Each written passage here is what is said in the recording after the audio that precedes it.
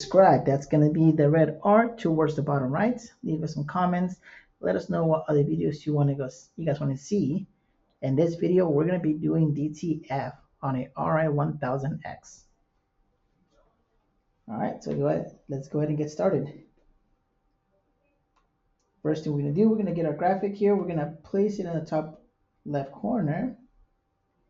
And we're going to go into our settings. We're going to make sure we got a pattern selected here. We're going to make sure our job is mirrored. We're not going to change the sizing because we're going to do more than one print. And we're going to make sure that it has use document transparency. Next, we're going to go to the color tab. Our print mode is going to be tone, about 216 pass. We're going to go to advanced and then settings. Our print mode is going to be brightness, 20 on a minimum, and -2 choke. On our color correction tab, we're not going to change this now. We're going to go ahead and make some adjustments later on after we do our first print. As you can see, our contrast here is set to 30. And let's go ahead and print this file.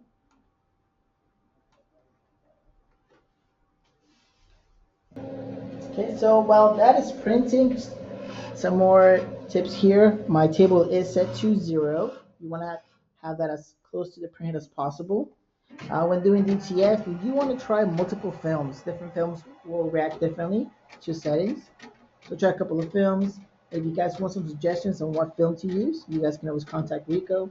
They'll let you know what current film they're working on, what they're testing, and give you guys some recommendations for film.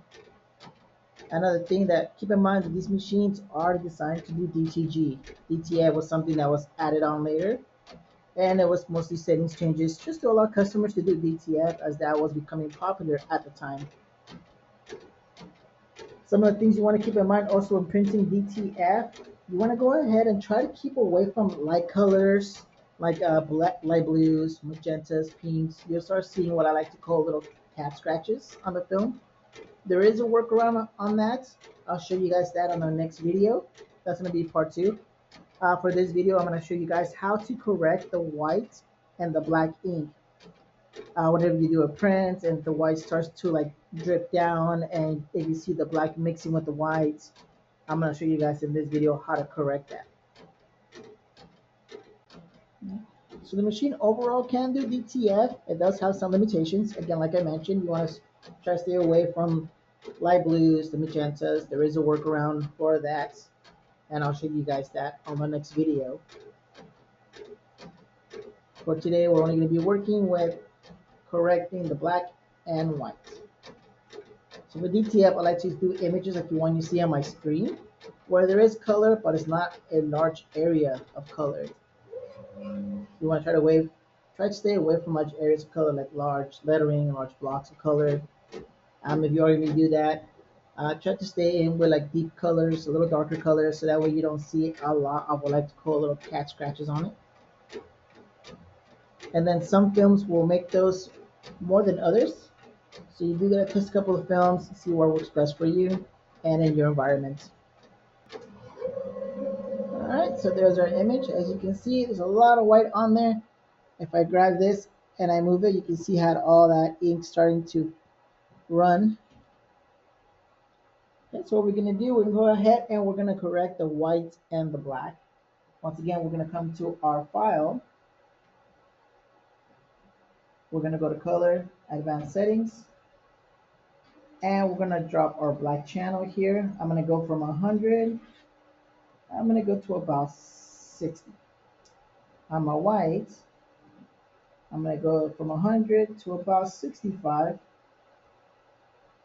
I'm going to press OK and OK again. I'm going to shift my image over to the right, and I'm going to go ahead and print that one more time.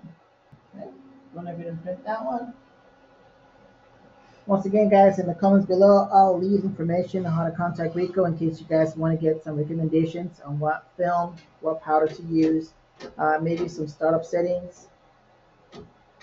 There is a file on the Rico website that's called DTF on Ri1000 that gives you some really good base points on where to start, and then from there you can either lower or increase the black curve and the white curve.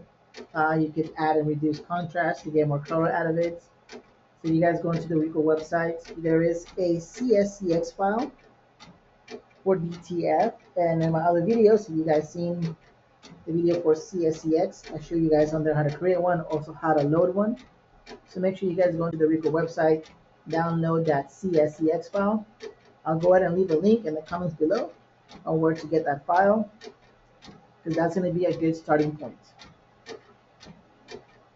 Now, once again, guys, all these settings are not going to be the same for everybody. It's going to depend a lot on your environment. If you're in a humid area compared to an area where it's not as humid, area that's colder compared to an area that's warmer, some of these settings are going to change. So it's going to take a little bit of trial and error just to get the right settings. Once again, you guys can go into the Rico website. There is a CSCX file. Download that file. Look at the other videos on how to use CSCX files. I'll show you guys on there how to load it, and that's going to be a good starting point. Now, when you're making changes onto your graphics, you don't want to do a lot of changes like at one time. Start with one color, maybe the black, and then once you get that corrected, jump onto the white, and then once you get that corrected, you can jump onto other colors. As you can see here, our graphic looks really nice. If I go ahead and tilt it to one side, it's not dripping. I come over to the front of it, still looks very nice. Oh, and you can see here that the other image is already starting to drip. All right, guys, so once again, start with these basic settings. If you see a lot of this happening, you want to go ahead and you want to lower your black and your white curves down. And then, run a couple of test prints, put some powder on it, put it on some shirts, and then you guys should be able to find some good settings. Again, if you need help, you can always contact Rico. I'll leave their information in the comments below. They can go ahead and give you guys a little bit of help on some settings and get you guys going in the right path.